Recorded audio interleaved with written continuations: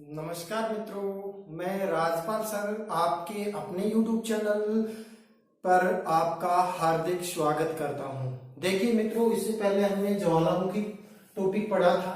आज हम भूकंप के बारे में पढ़ेंगे कि भूकंप क्या है, भूकंप उत्पत्ति किन कारणों से मुख्य रूप से होती है, इसके अलावा भूकंप कितने प्रकार का होता है और भूकंप से कौन कौन सी तरंगें उत्पन्न होती है और भूकंपों का छाया क्षेत्र क्या है, इनका हम आज विस्तार से अध्ययन है वो करेंगे। तो भूकंप क्या है कि भूकंप पृथ्वी के अंतर्जात बल द्वारा उत्पन्न एक आकस्मिक घटना है, जिससे क्या होता है भाई, भारी जानमाल का नुकसान होता है। यानी ये एक हृदय विदारक घटना होती है, लेकिन कई बार क्या है, सकारात्मक पहलू भी निकल के आते हैं, कई रचनात्मक स्वरूपों का भी निर्माण होता है। जैसे जून 1819 के अंदर कच्छ के अंदर जो भूकंप आया, उस भूकंप की वजह से कच्छ के रण के अंदर 15 किलोमीटर की लंबाई में कटक का निर्माण हो गया, जिससे क्या है, एक बांध का निर्माण हो गया। उस बांध को अल्लाह बांध के नाम से जाना जाता है। विश्व के अंदर यानी भूकंप के द्वारा निर्मित ये एकमात्र उदाहरण है। तो इस प्रकार आज हम कुछ रोचक तथ्यों को भी इसके अंदर अवलोकन करेंगे। चलो हम आगे अध्ययन करते हैं कि भूकंप कहते किसे है।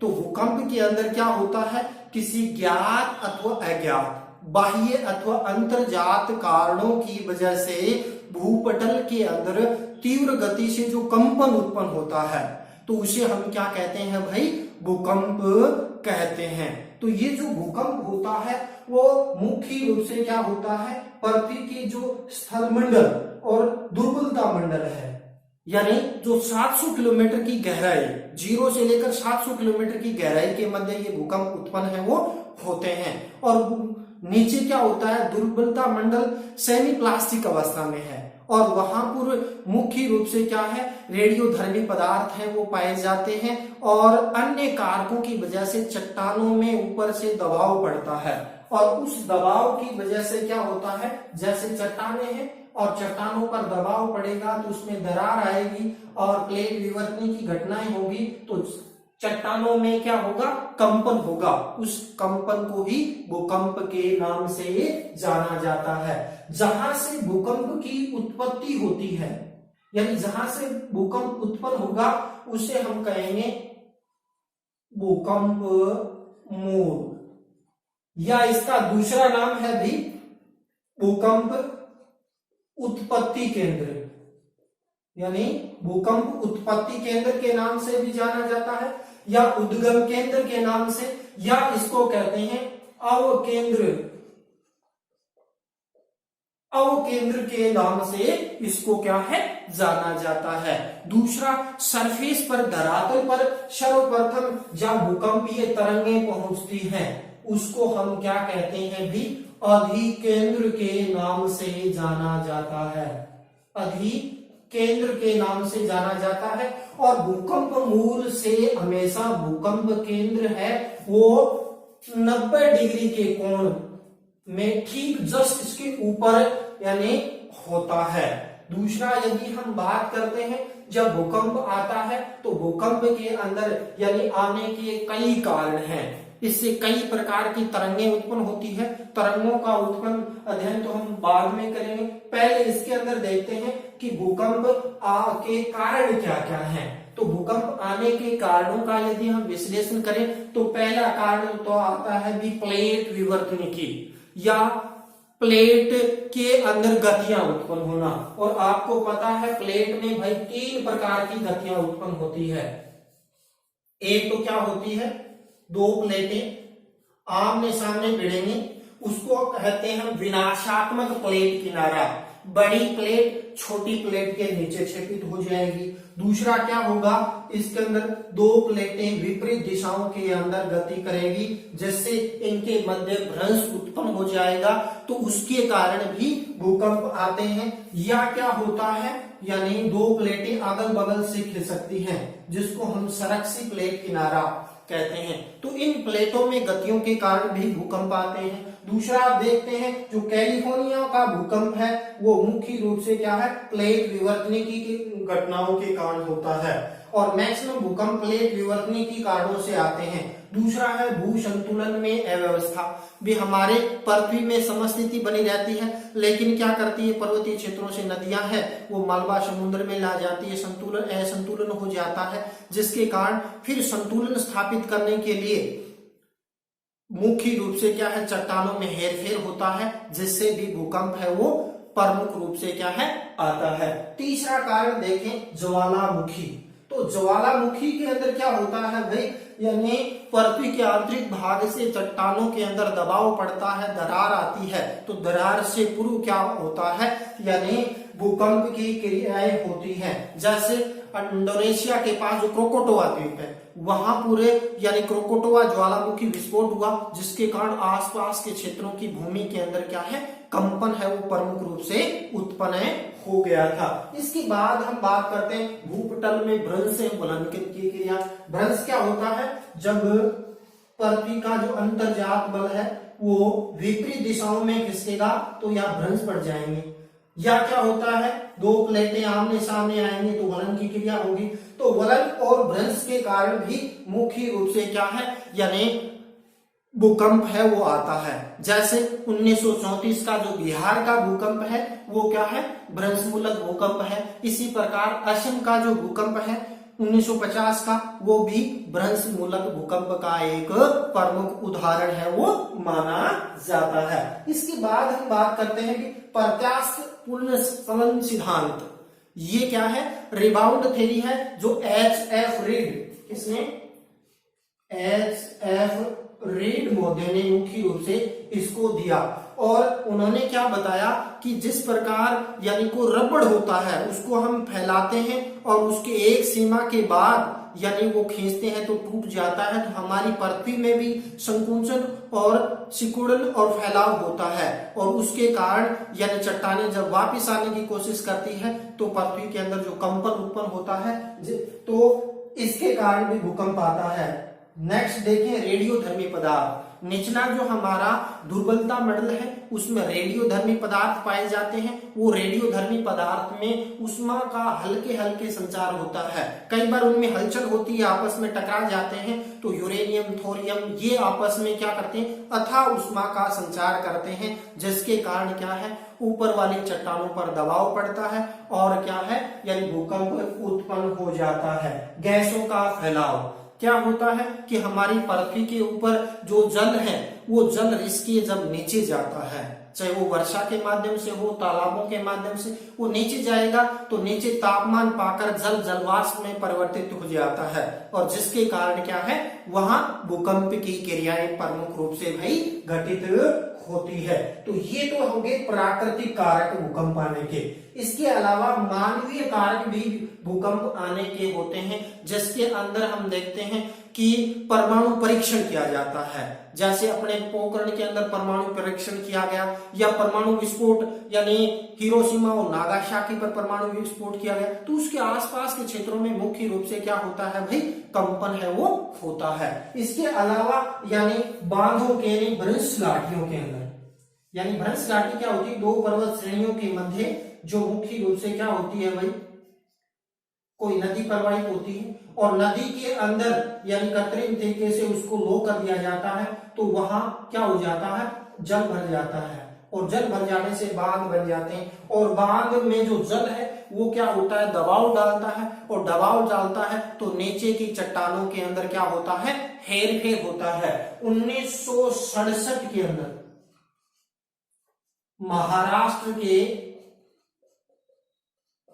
कोयना बांध, महाराष्ट्र का जो कोयना बांध है वो जल जनित यानी भूकंप का उदाहरण है, जो मानवीय क्रियाओं में मुख्य रूप से उसको शामिल है वो किया जाता है। तो इस प्रकार इसके अलावा क्या होता है, पृथ्वी के आंतरिक भाग से तेल का जो दोहन कुओं के माध्यम से निकाला जाता है, तो उसके साथ पहले जल डाला जाता है ताकि वो ऊपर आए, तो उसमें क्या होता है फिर, यानी जल तो अंदर रहता है, तेल निकाल लिया जाता है वो जलवाष्प में कन्वर्ट हो जाता है और वो फिर क्या है, भूकंप के रूप में प्रफुटित हो जाता है। यूरोप और अमेरिका के अंदर ऐसे कई हल्के झटके हैं, यानी इसके द्वारा है वो सर्जित किए गए हैं। इसके अलावा अंतः सागरीय समुद्रों के अंदर जो परमाणु परीक्षण किए जाते हैं उसकी वजह से भी क्या है, यानी हल्के झटके हैं वो महसूस किए जाते हैं। तो ये आ जाते हैं मानवीय कारक, जिसके कारण क्या है,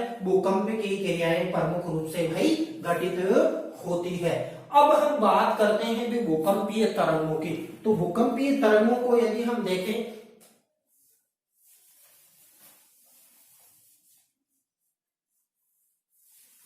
भूकंपीय तरंगें तो पृथ्वी के अंदर प्रमुख रूप से वह 3 तरंगें, कितनी तरंगें, 3 तरंगें पाई जाती है, पी, एस और एल। जो पी तरंगें होती हैं उनको यानी प्राथमिक तरंगें कहते हैं। क्या कहते हैं, प्राथमिक तरंगें कहते हैं। और ये तरंगें होती है यानी सर्वाधिक गतिमान तरंगें होती है। इस तरंग के अंदर यदि हम देखना चाहें तो इस तरंगों को अनुदैर्घ्य तरंग कहते हैं। क्या कहते हैं, अनुदैर्घ्य तरंग कहते हैं। ये जो तरंग होती है चूंकि सबसे ज्यादा गतिमान होती है, इसकी औसत गति होती है 8 किलोमीटर प्रति सेकंड और अधिकतम 14 किलोमीटर प्रति सेकंड की गति से ये गतिमान होती है। और ये तरंगें होती है ध्वनि तरंगों के समान होती है। क्या, ध्वनि तरंगों के समान है, ये मुख्य रूप से क्या है, पाई जाती है। और फिर यदि हम बात करना चाहें तो ये तरंगें होती है मुख्य रूप से क्या, सर्वप्रथम पृथ्वी पर पहुंचती है, इसलिए इनको प्राथमिक तरंगों के नाम से भी इनको क्या है, जाना जाता है।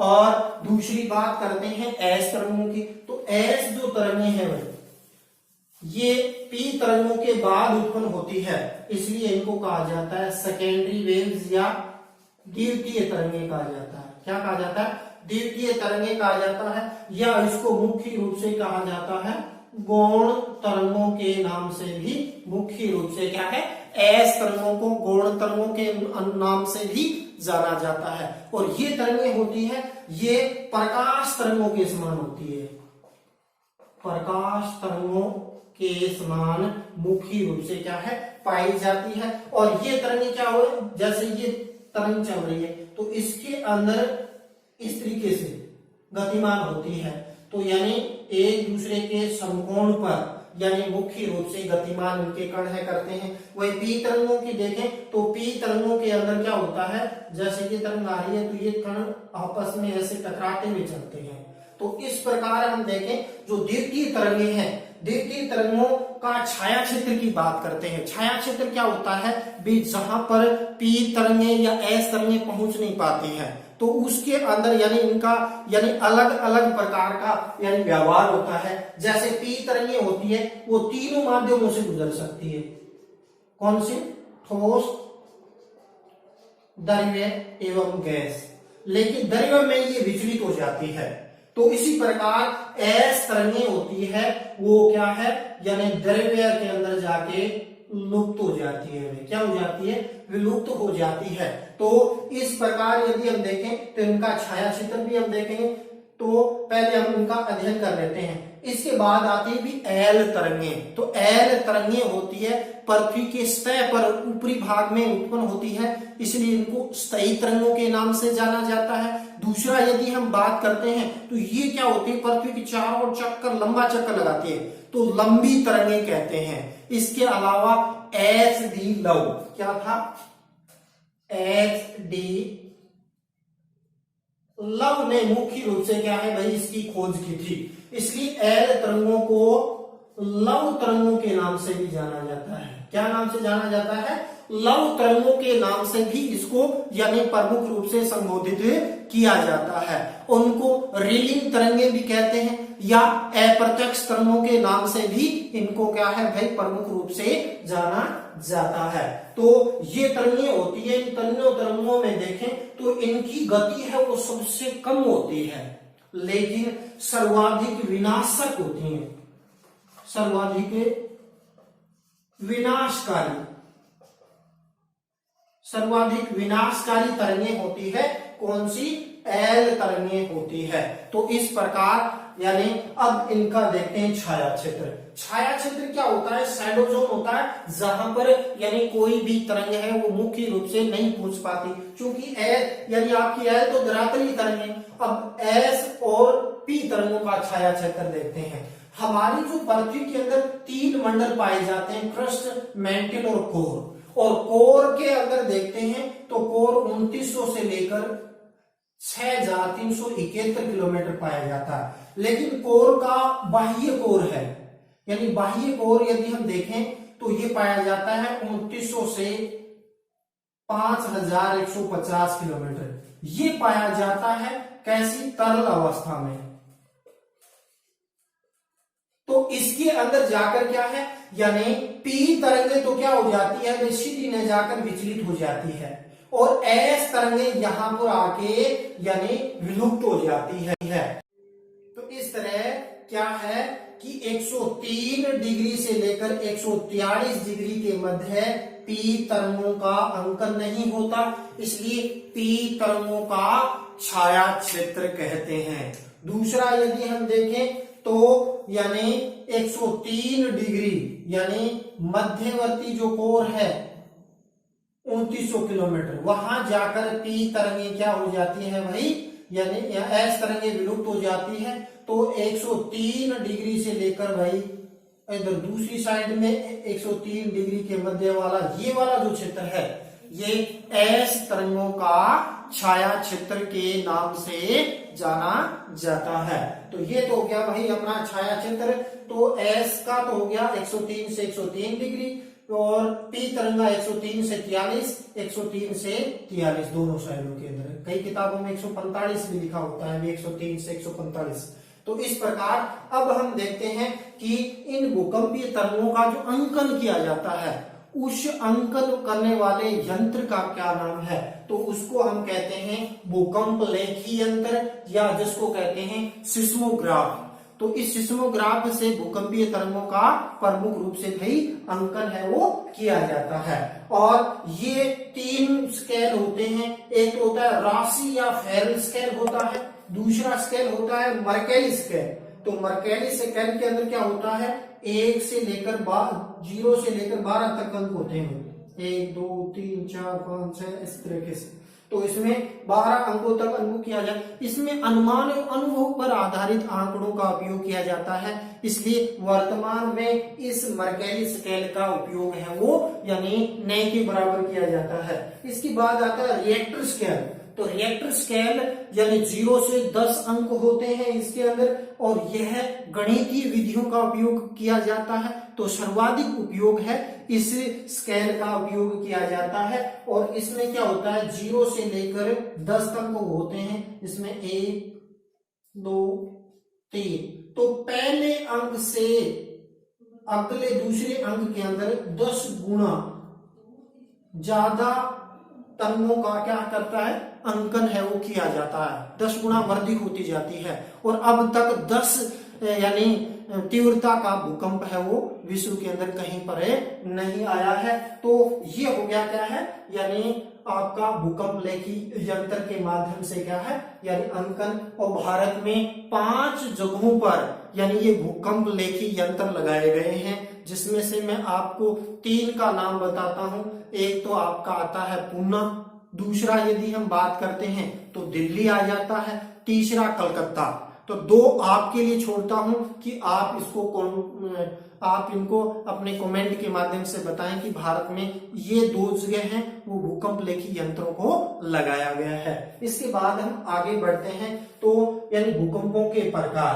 तो भूकंपों को वैसे देखें तो 2 मुख्य भागों में बांटा जा सकता है, प्राकृतिक भूकंप और दूसरा यानी कृत्रिम भूकंप। तो प्राकृतिक भूकंप को फिर दो कैटेगरी में बांटते हैं, स्थलीय और जलीय भूकंप। इसी प्रकार कृत्रिम को भी यानी स्थलीय और जलीय के अंदर प्रमुख रूप से क्या किया जाता है, कन्वर्ट किया जाता है। यदि हम भूकंप का दूसरा वर्गीकरण गहराई के आधार पर, तो गहराई के आधार पर हम भूकंप को तीन कैटेगरी के अंदर बांटते हैं। एक तो होता है साधारण भूकंप, तो वो भूकंप जो 0 से लेकर भाई 50 किलोमीटर की गहराई तक जो भूकंप आते हैं वो साधारण भूकंप होते हैं। और विश्व के 90% से अधिक भूकंप ये साधारण भूकंप होते हैं। और इन्हीं भूकंपों से सर्वाधिक क्या होता है, नुकसान है वो होता है। और दूसरा आता है मध्यवर्ती भूकंप, जो 50 से 250 किलोमीटर की गहराई के अंदर उत्पन्न होते हैं। वो ऐसे भूकंपों को मध्यवर्ती भूकंप के नाम से ही जाना जाता है। तीसरे आते हैं गहरे भूकंप, या जिसको प्लूटोनिक भूकंप के नाम से जाना जाता है, जो 250 से 700 किलोमीटर की गहराई में जो उत्पन्न होते हैं उसको यानी अत्यधिक गहरे भूकंप या प्लूटोनिक भूकंप के नाम से जाना जाता है। इसके अलावा यदि हम वर्गीकरण करें कारकों के आधार पर, यानी भ्रंश से जो भूकंप आया भ्रंश मूलक भूकंप कहलाता है। यानी ज्वालामुखी के द्वारा जो भूकंप आया ज्वालामुखी जनित भूकंप के नाम से जाना जाता। प्लेटों में गतियों के कारण जो भूकंप आया उसे प्लूटोनिक भूकंप के नाम से जाना जाता है। इसके अलावा भ्रंशन की क्रिया के कारण जो भूकंप आता है उसको भ्रंश मूलक भूकंप के नाम से जाना जाता है। तो ये हो गया क्या भाई, भूकंपों के प्रकार। तो अब आती है भाई क्या, लास्ट के अंदर यानी सुनामी। सुनामी 2 शब्दों से बना है, सुनामी। और ये किसका है, ये भाई जापानी भाषा का शब्द है, जापानी भाषा का शब्द है। और इसके अंदर क्या होता है, सु का मतलब होता है यानी बंदरगाह, और नामी का मतलब होता है लहरें, यानी बंदरगाह की जो लहरें होती हैं वो सुनामी कहलाती है। और ये क्या होता है, जब पृथ्वी के यानी जलीय भाग के अंदर जब भूकंप आता है और भूकंप आने के कारण उसके अंदर क्या उठती है, यानी समुद्र के अंदर यानी हलचल होती है, भ्रंशन की क्रिया होती है, अवलांच की क्रिया होती है। और उसके कारण समुद्र में यानी यथार्थ ऊंचाई पर क्या होता है कि यानी लहरें उठती हैं, उन लहरों को भी सुनामी के नाम से जाना जाता है। तो देखिए मित्रों 2004 यानी 26 दिसंबर 2004 को हिंद महासागर के अंदर सुमात्रा के पास एक सुनामी आई। और उस सुनामी की वजह से मुख्य रूप से क्या हुआ कि इंडोनेशिया के अंदर, इंडोनेशिया देश में 1,68,000 लोग हैं वो मारे गए। और इसमें हिंद महासागर के आसपास के लगभग 3 लाख लोग काल कलवित हुए और भारी जान माल का नुकसान हुआ। और इस आपदा को यूएनओ ने मुख्य रूप से क्या है, वैश्विक आपदा है वो प्रमुख रूप से घोषित किया। और इसी की वजह से देखिए मित्रों, अभी देखने वाले में इसकी वजह से भारत का जो दक्षिणतम बिंदु है, कौन सा, इंदिरा पॉइंट, जिसको हम कहते हैं पार्सन पॉइंट या पिग्मेलियन पॉइंट के नाम से जाना जाता है, इसी सुनामी के अंदर ये जो इंदिरा पॉइंट है वो हो गया जलमग्न। और अब ये क्या है, ये दिखाई नहीं देता है। तो अब मित्रों मेरा प्रश्न ये है कि भारत का कौन सा राज्य इससे सुनामी की वजह से 2004 की सुनामी सर्वाधिक प्रभावित हुआ, इसको आप कमेंट के माध्यम से यानी आप बताएं। इसके बाद हम देखते हैं कि यानी भारत के अंदर इतिहास के अंदर सर्वाधिक जो यानी विनाशकारी भूकंप कौन सा था। तो इसका मैं बताऊं तो 11 अक्टूबर 1737 को जो कोलकाता भूकंप था उसके अंदर 3 लाख लोग हैं वो मुख्य रूप से क्या है भाई, काल कलवित हो गए थे।